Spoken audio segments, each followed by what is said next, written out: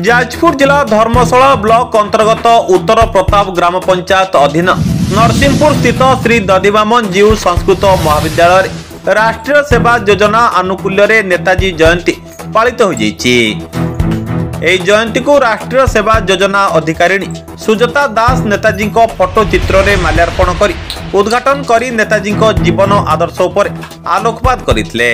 मुख्य अतिथि भावे कमरेड दमयंती मुदुली स्वेच्छासेवी एवं छात्र छात्री मानकु उद्बोधन देई स्वाधीनता संग्राम एवं नेताजी भूमिका उपरे सार गर्भक अभिभाषण रखिते।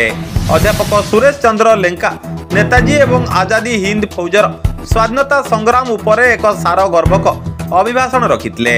अध्यापक गिरिधारी पंडा गौरी शंकर मिश्र अध्यापिका प्रमिला दास कर्मचारी प्रशांत कुमार पंडा हेमंत कुमार दास एवं छात्र छात्री माने उक्त कार्यक्रम को परिचालना करथिले। परिशेष अध्यापिका मंदाकिनी राउत धन्यवाद अर्पण करथिले। Bureau report Suryast news.